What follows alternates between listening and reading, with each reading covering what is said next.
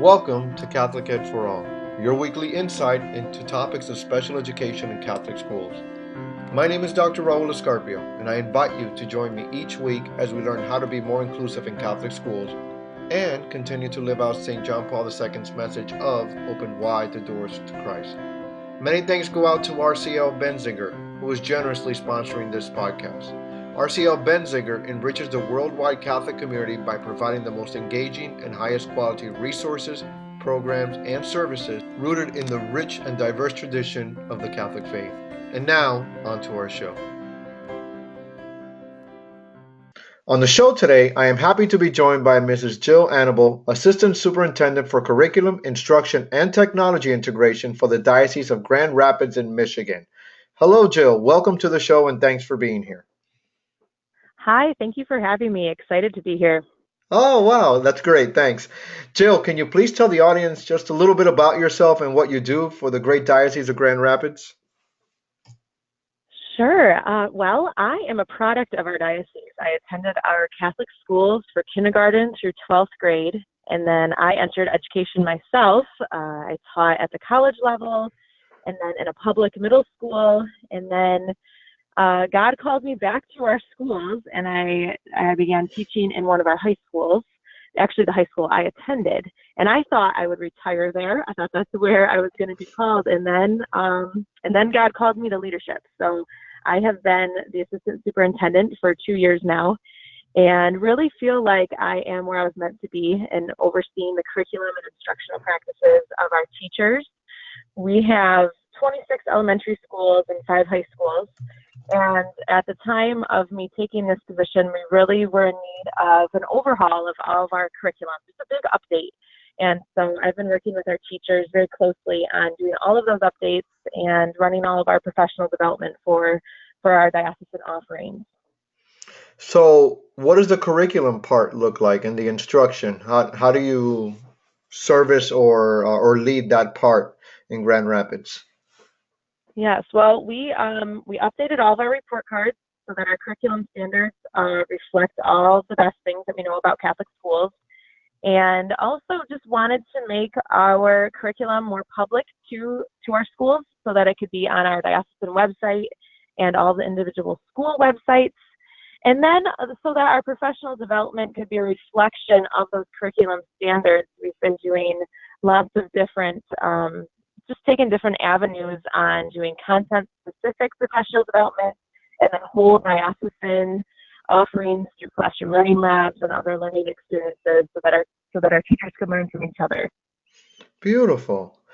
So, Jill, what is the Student Support Services Network that I'm hearing so much about in your diocese? Yes, so this network came very organically through the first 2 weeks of me being on the job. I decided to take my first few weeks and visit every single one of our schools to get to know the teachers and the principals and figure out the needs that they had with instruction and curriculum. And what I realized was that each of our schools was approaching special education in a slightly different way.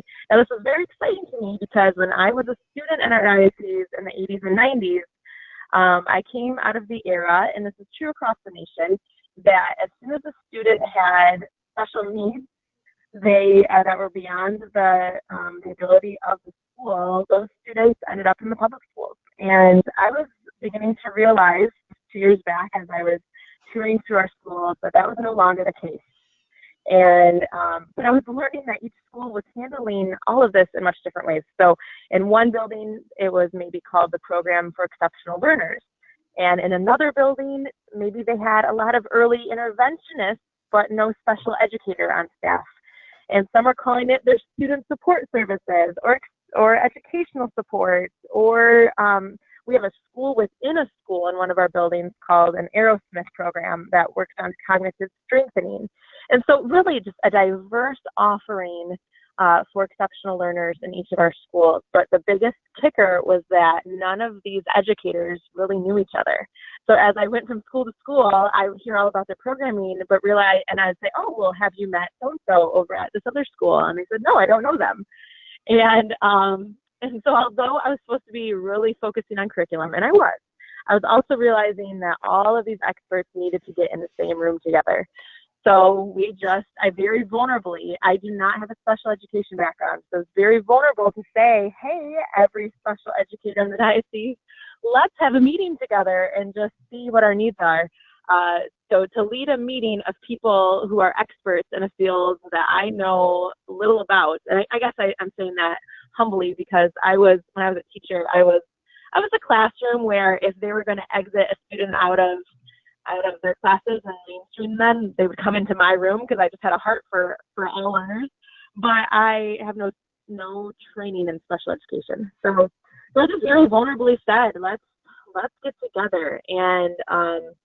And that's where the network came from. The biggest thing that happened in those moments was I reached out to all the school principals and said, I really want a meeting of all of our interventionists and special educators. Who should I send or who should I put in this email chain? And in some schools, they directly pointed me to the right people. And in other schools, they said, well, we don't really have someone who does that. And I said, well, you're not off the hook then. I'm going to keep the principal on this group, and you're welcome to attend. And so no one's off the hook.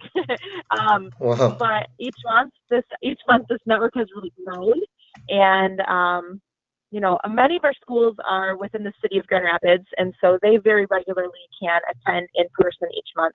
But I'm also learning that through very detailed notes of our meetings and just not constant, but ongoing emails through this email chain, schools who can't attend in person feel very much in the loop of the best practices and the experts among our schools. So how do you share it when those that can't attend?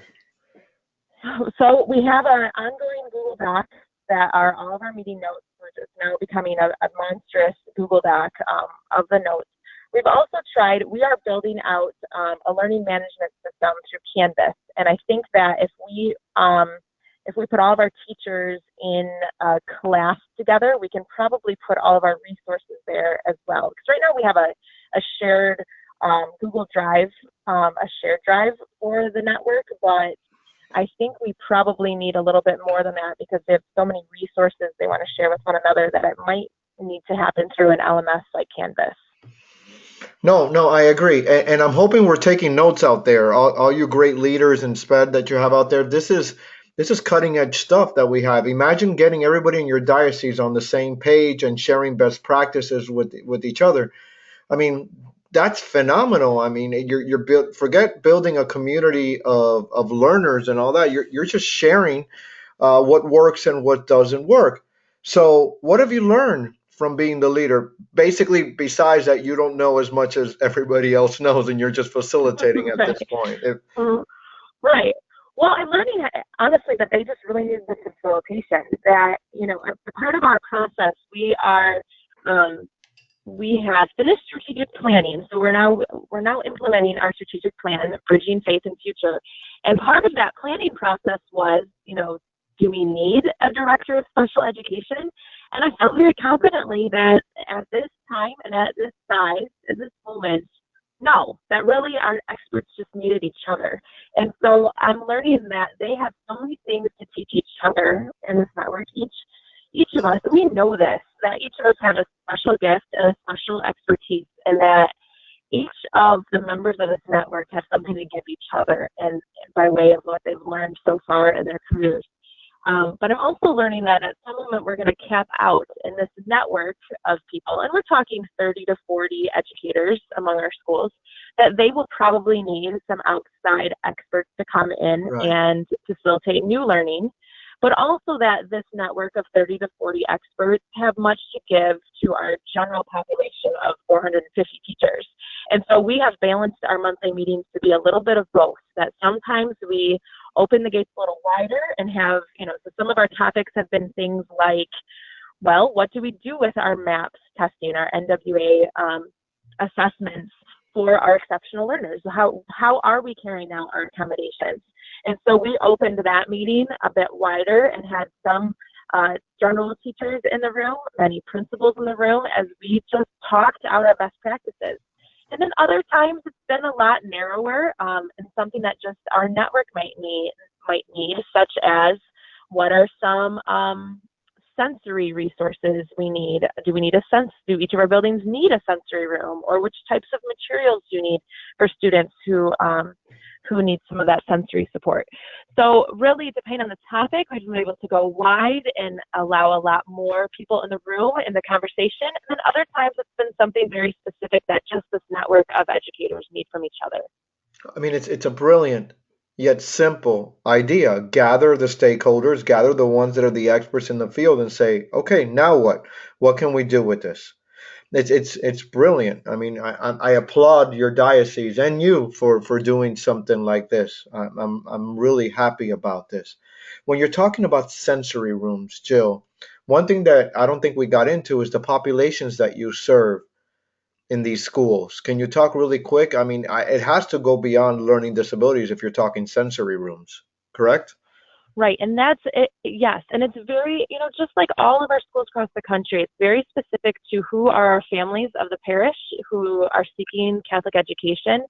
Some of our schools are ready to take on more than just learning disabilities, and some aren't, and some, that's my big dream that we'll get to a point where everyone can go to their neighborhood's Catholic school, but for the schools who have an expert beyond just the learning needs, then they're flying at it, and I want us to all to see those possibilities.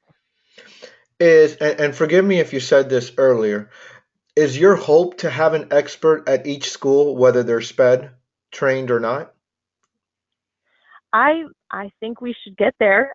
We have some very rural schools. We have our urban schools as well, but we have some that are small that have a staff of 8 or 9 teachers total, Wow. Including the principal. And so, they might be serving 60 students total, and they will probably never have a special educator, and that's okay, because if a family is seeking Catholic education and arrives with their whole family and all their children and is seeking education at that school with their whole family, I want that principal to feel confident that says, yes, we want you here too. And I have a network of experts in the diocese that will help us determine what your family needs here so that all of your children can attend.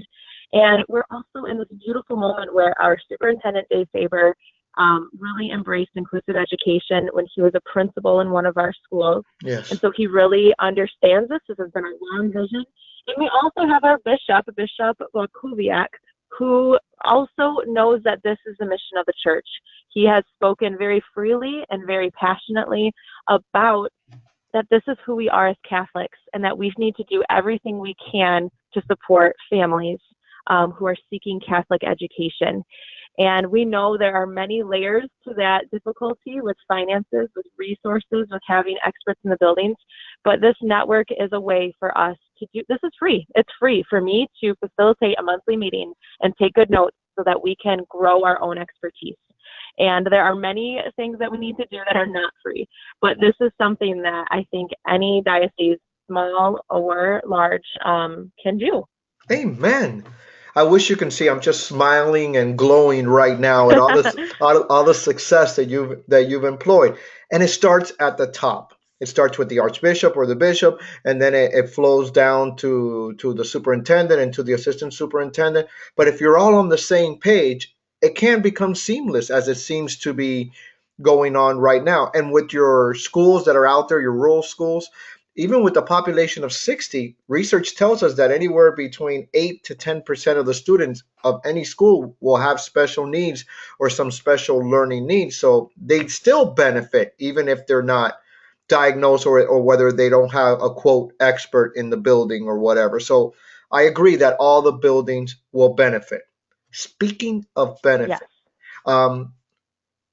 put on your leader hat right now, and how can you reach out to other leaders, people like you, other assistant supers or supers in other districts and dioceses, and tell them how they can start something like this or how they can benefit from a network like this? Right. Well, first of all, we are an open door. So anyone who would like to call or email or reach out to me or wants to come visit our schools is more than welcome. I love being networked with the other superintendents in the Midwest. We just got back from our meeting in Chicago, so we could learn some of our best practices from each other. this is just so simple that I think it doesn't even have to be the assistant superintendent who facilitates these meetings, but just allowing the space and time for these meetings to happen is huge, because we know that organically at the school level, this is already happening, but those professionals cannot be working on their own island, because every student is so unique and every family has such big needs that we really need each other. And so I think just allowing the space and the time for them to get to know each other as colleagues will help these educators to not burn out in their positions, and also for them to learn from each other's expertise, so that as new families come, they can say wholeheartedly with confidence, yes, we can serve your whole family. Absolutely. And I think one of my new mantras that I want to start, my new hashtag, if I can be so vain about this, is we could just start with one. Just start with one school, start Yes. with one child, and just make it work with that one child and keep building on that. You don't have to start big. You can start small. I mean, look at what a network has been able to do for your diocese and your school district. So it's fantastic. Yes, and that is already happening, right? We know there are schools that are starting with one. We know that's happening. There's no diocese in the country that isn't already doing this in some of their schools. It's just a matter of, do we know that about each other? Unless we ask, we don't know. Absolutely, absolutely. As time, we can talk forever, Joe. It seems. As we move to the to close the show, I want to hear your thoughts on what should Catholic special education look like. It looks like you got it really narrowed down to something special in your diocese, but what should Catholic special education look like? It should look like our church. It should look like any family who is seeking Catholic education can go to their Catholic school, their neighborhood or parish school, and seek Catholic education. And that principal has the confidence to say, yes, I can't wait to work with you to find the needs and meet the needs of your family. And I dream big of the day where no one is turned away, or it's not a moment where we try it for a while and then tell the family sorry, but we really embrace the whole family through their whole journey of education. Fantastic. What a beautiful idea. What a beautiful We'll idea. get there. We will. Amen. We need to start praying more about this. I mean, it's starting. We had a simmer to a boil that we've been trying to do for a while now, and it's just starting to catch. The flame is starting to catch. So I am so blessed and thankful that I had the opportunity to speak with you today, Jill. I wish you nothing but prayers and blessings as you not only advance this network, but that you continue to advance God's kingdom by including all of his children with special needs. I wish you nothing but prayer and blessings.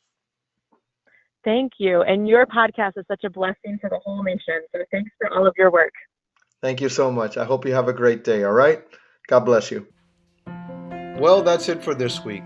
If this podcast was a blessing to you, can you please head over to iTunes and subscribe and give us a review or a rating? It really does help other Catholic educators find the podcast and use it as a resource. Thanks again to the amazing people at RCL Benziger for generously sponsoring this podcast. Check out their new resource for Catholic schools, Blessed Are We, Faith in Action, which enables teachers to share the love of Christ with children who have special needs. Visit rclbenziger.com to learn more.